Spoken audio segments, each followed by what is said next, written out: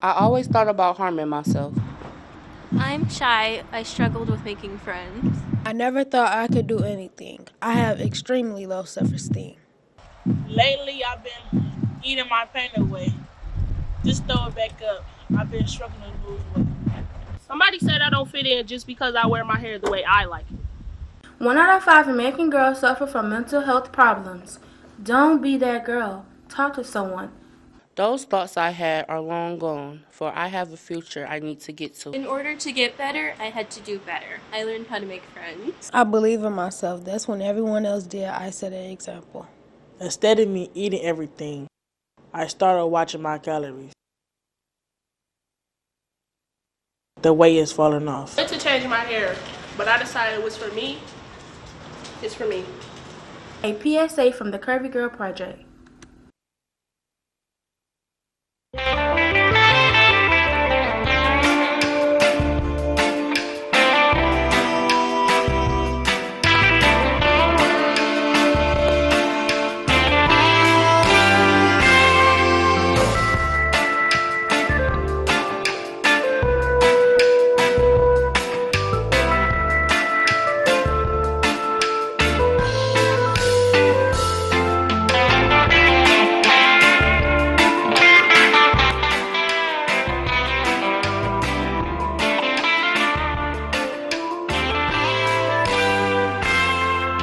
And good morning. Welcome to Expose Under the Sun, sponsored by the Detroit Native Sun newspaper. I'm your host, Darwin Griffin, and we've got a very, very informative half an hour of news and information for you. But before we get started, I just want to mention the Term Say Our show is live. So if you'd like to call in, you're welcome to do that. And at the same time, too, if you're following me on my Facebook Live, we've got the information that will be popping up if you've got questions that you'd like to ask me at the same time. But again, you're watching us from the phenomenal cities of Detroit, Michigan, under the auspices of the Honorable Mayor Mike Duggan, as well as the fantastic city of Highland Park, Michigan, under the auspices of the Honorable Mayor Glenda McDonald. Just a couple things before we get started. One, those of you that went to the building on 10 Pitkin for the Recreation Center, where we had a meeting for the Michigan Democratic Party Black Caucus, which I'm the vice chair of the state. The thing was that we could not have that meeting, so we apologize to anyone that did not get the notice that we were postponing the meeting. That meeting is going to be postponed to this coming Saturday, and that's going to be the 27th of October, and it's going to be located right there on Outer Drive and Southfield at the Wayne County Community College District. And you'll see the signs when you first enter into the gate. The time is going to be from 1 o'clock to 3 o'clock. So please, like I said, our apologies that we weren't able to go and get notices to everybody to let them know that that meeting last Saturday was canceled in Highland Park. But again, that meeting is going to be the 27th, the Saturday, from 1 to 3 at Wayne County Community College District on Outer Drive, just west of Southfield Freeway.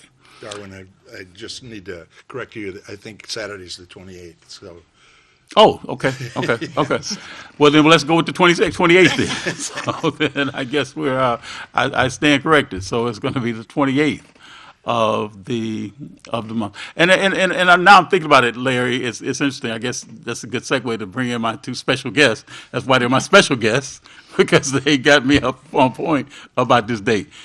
The event that we've got going on is going to be on the 27th, and then you're correct. The 28th is going to be the date that we're going to have this coming Saturday for the Michigan Democratic Party Black Caucus for the membership meeting at Wayne County Community College District. Okay. Larry, thank you for bringing me up to snuff on this part there. But that's a good segue into my special guest. This is Larry Biggs. This is his lovely wife, Jerry. Thank you for coming on Expose Under the Sun. Thanks for having us. But I just want to kind of go into detail a little bit. Larry, I know that we're all on the executive board with Western Wayne County NAACP under the auspices of the president, Gina Wilson Stewart. But can you tell a little bit about, this is our third forum that we've had this month. Yep. And can you talk about those two forums that we've had previously and then the forum that we've got coming up on the 27th, please? Yeah, We really regard it as being very important to have representation and getting people out to vote for local elections too. And there's 9 of the cities in our Western Wayne area that have local elections this year. Not every city does, but we've tried to have some forums in a number of the districts that are in ours, and that includes, the first one was in Dearborn Heights, and they were having a mayoral and city council election there, and they had that forum. Then Saif Ali moderated that forum, correct? Yes. Okay. And then you moderated the one that was in Inkster, and we had a fantastic crowd there that really was engaged, and the answers from the mayor and council candidates that were there were really well thought out and appropriate. There was over 100 people there for that forum, so we're looking to have the same kind of results in this forum that's going to be in Westland at the Westland Library, and I have that address right here. It's at the William P. Faust Library, which is at 6123 Central City Parkway in Westland, and it's at a time when the library is normally closed, so it's open just for the forum, and the forum starts at 6:30 at the library. That's Westland's main library, and it hopefully will go till 8 o'clock. We're going to be as flexible as we can about the timing and how many questions we get in, but our moderator for that will be Livonia Perriman Fairfax, right? And yeah, we all know Livonia. Livonia and I used to do a radio show right on another station for about 7 years, so she'll be a great moderator. Yeah, and she was at the Inkster one too, so she got a little bit of a taste of how we were running things, and we'll be running it very much the same way with questions from the audience that will be solicited by card, and then we'll go through those questions and make sure they're appropriate for the setting, and that they deal with things in a non-controversial way, so that we don't cause animosity between candidates. We want information. We don't want a high level of feelings being generated, and so we'll moderate the questions, but we try to get to as many of the questions from the audience as we can. You know, and that was so interesting, because when I moderated the one out in Inkster, you know, you and others that was there, I think Cassie Jones McBride, John Hearn, pastor, and also Pastor Velma Jean Overman, you know, and others that were there, helped to make certain that we got a good, you know, we garnered some great questions from the we did. audience, and we were able to, you know, pretty much like discern the questions that were more, you know, in terms of, say, instrumental for all of the candidates, including the mayor, to be able to go and answer. So that was a great time. And again, I do applaud the audience, because everyone was very respectful to everybody that was either up on the stage, you know, on the stage, or the people that were in the audience. There was absolutely no catcalling or anything like that. There was really attentive audience and respectful questions, and I thought that was a really informative forum for the voters in Inkster. And if we can have that same kind of result in Westland, I think it will go well to having an informed electorate in Westland. So I think you're right. So okay, let's get to it. So now the forum is going to be on the 27th, this Friday, at the library out in Westland. And we're making sure, because I'll give you a little bit more information after you go and tell who the candidates are that are going to be on the forum. Yeah, the candidates, there's 6 seats that are open for full terms, and I believe those are 4-year terms. And well, there's four seats, because it's like you're picking the top 4. Yeah. So out of the 6 candidates, there is pick no more than 4. Emily Bauman, Delano Hornbuckle, Michael McDermott, Edward Pruitt III, Andrea Rudkowski, and Melissa Sampe. They're the ones that are running for council, and two of them are also running for, that are declared as running for the short terms. And that is Emily Bauman and Delano Hornbuckle. So the city clerk is running unopposed, so is not going to be a part of the forum. But the mayor is contested, and it's being contested by Kevin Coleman, who is the present state representative for Westland and the area around Westland, and Mike Landreau, who is the present mayor. And so they're running together. And the significance of that is that if Kevin were to win, he has to be replaced in the state legislature, and that can have some impact on state politics. So that's something that the voters of Westland have to look at, is whether or not that's something, do we want to have him switch positions, or do we want him as our mayor? And they're going to have to look at that and understand how that's going to impact Westland's future, both in the state legislature and locally in city government. Well, that was the thing, because I know I spoke to the chief diversity officer yesterday in Westland, Pasquale Ezzi, and he was giving me more information in terms about how that is going to, run in terms of, say, with the people that are running for those seats. And basically on the ballot, it says there's 6 people, as you mentioned, that are running for those 4 seats that are Right, open. that's why it's contested. Right. So the thing is that those 4 seats, and what the voters are going to do is that they're going to go and they're going to vote, pick no more than 4 out of the list of 6. Right. And then of those 4 that get the highest vote the highest vote getters, of those 4, the person that got the least amount of votes from those 4, that person then will run for a 2-year term. And in 2 years, that individual would have to run again with the other 3 that are still on council, because there's 7 members that are on council.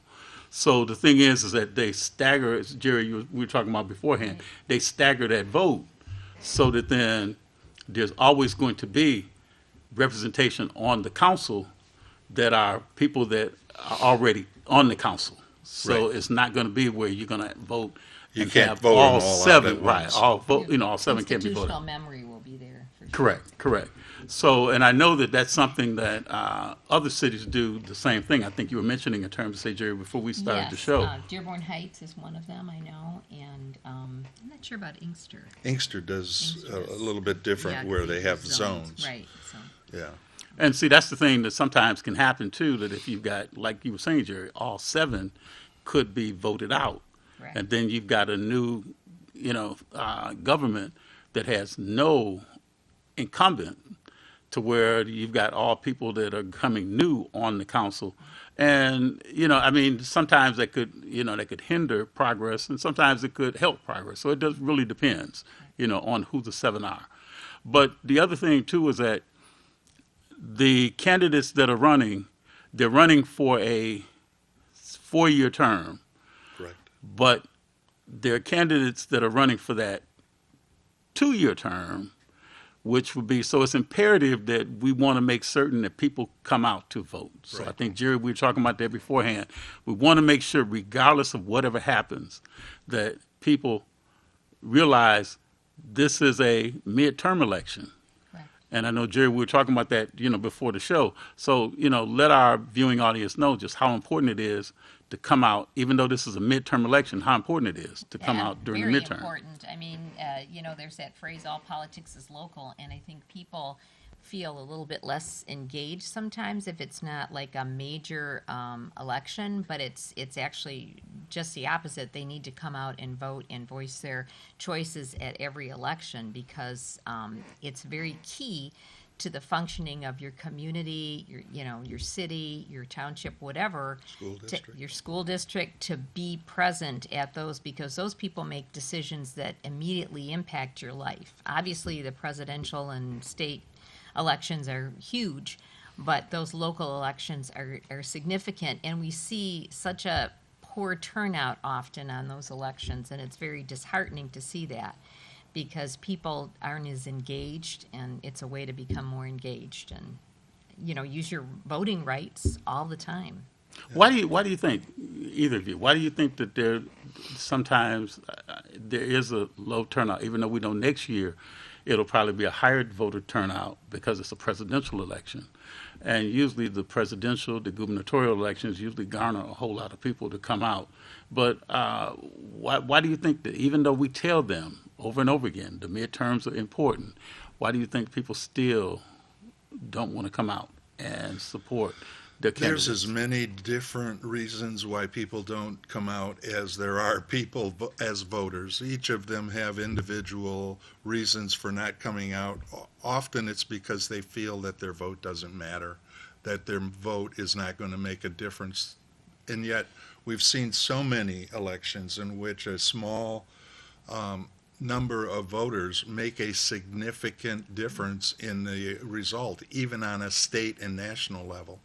And so you want to make sure that you understand that we get the voters to understand how important it is to vote in every election, not to just wait for the presidential or wait for this state government, the governor's election, to vote for who is on school board, to vote for who's on your city council or your township council, is really the basis of our democracy, because that's the grassroots level of democracy, is to work and to vote at that level. So the reasons why are in very, excuse me, they're very, very unique to each individual. You cannot say one reason fits all, but there are a lot of people that don't vote, and it's up to us as pro-voter organizations like the Western Wayne NAACP to really make people understand and help them know that it is important to get out and vote. I totally agree with everything he's saying, but I'm going to throw in another caveat, and I'm going to relate this to myself personally, because I was always very aware of who's running at the state and the federal level, and I voted in all elections, but I also sometimes was searching for information about the local candidates, especially when we moved to the community in Dearborn where we're now. I really didn't know anybody, and I was kind of relying on information from friends and trusted peers that I got to know in the community with similar values. So I think that's where these forums are so key, because people often, you think everybody in the community is very aware of this, but I'm always reminded, since I've become more engaged, that most average citizens are not as engaged in the local workings of politics. They're kind of removed, even on the local level. So it's real important to give them opportunities like these forums. The League of Women Voters also publishes nonpartisan information to inform them of who is out there running, and then they can read about what they support. I think that's something that I wished I had known about earlier in my life.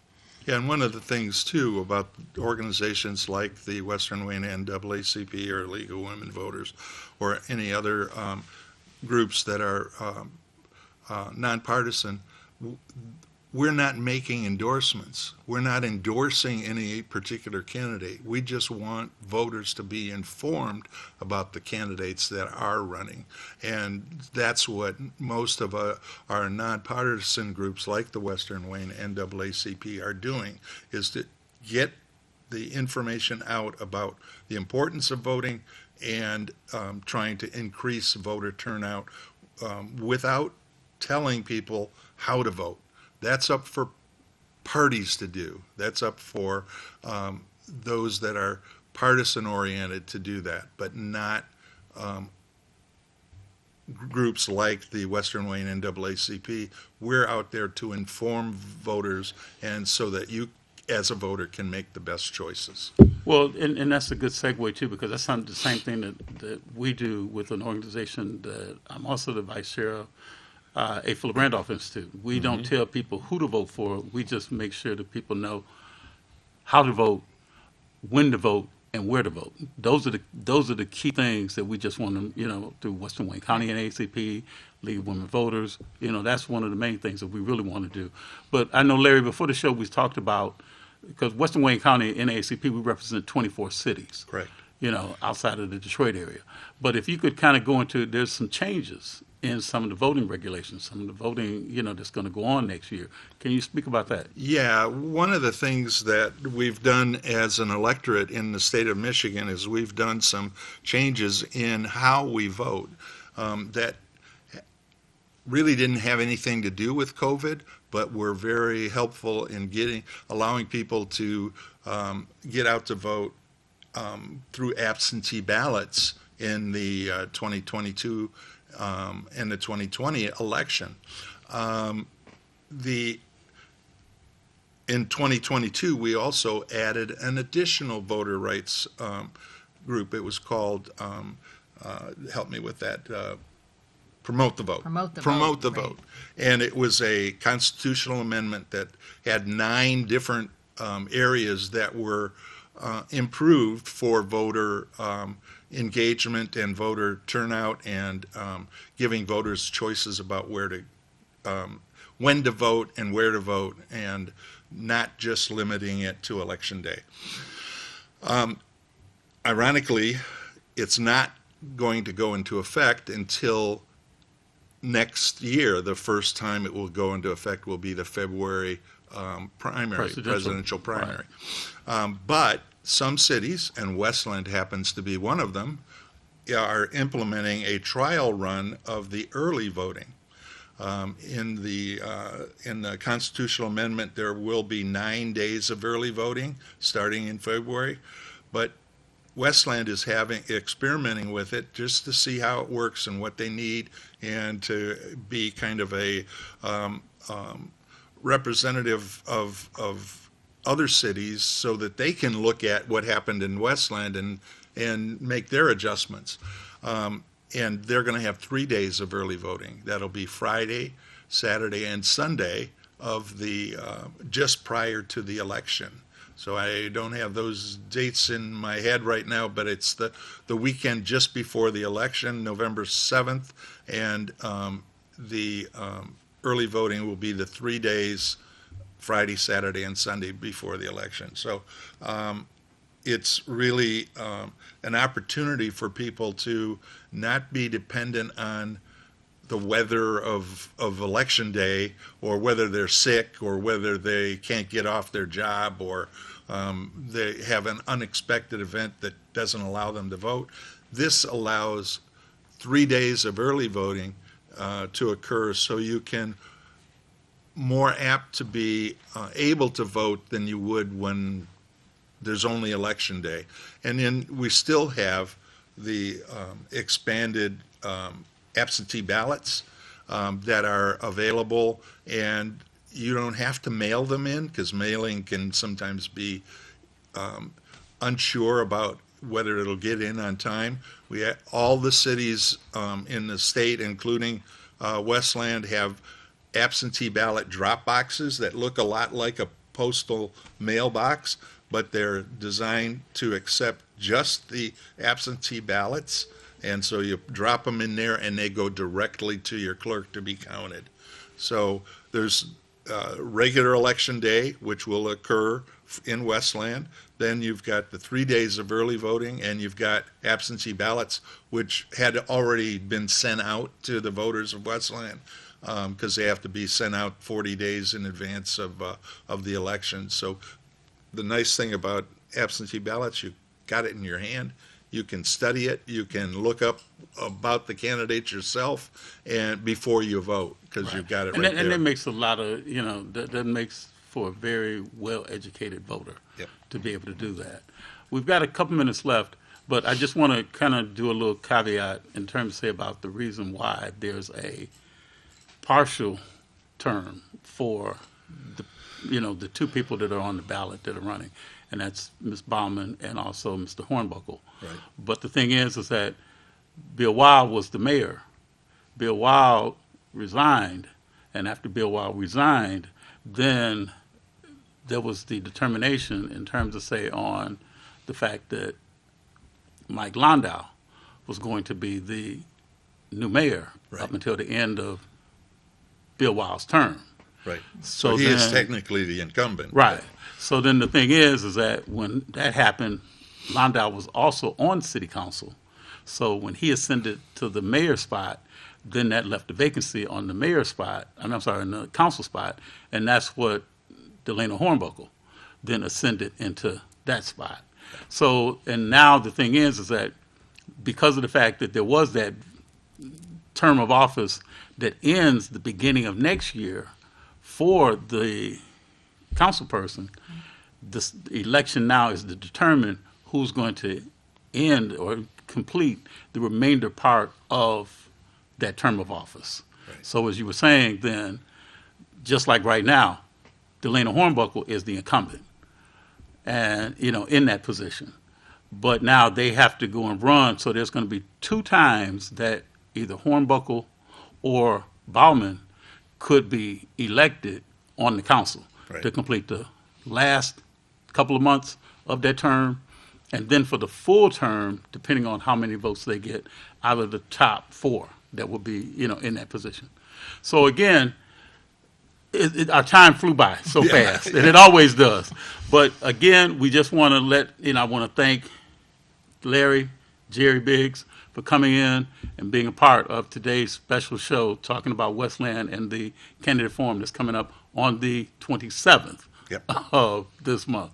But you've been watching Expose Under the Sun, sponsored by the Detroit Native Sun newspaper. I'm your host.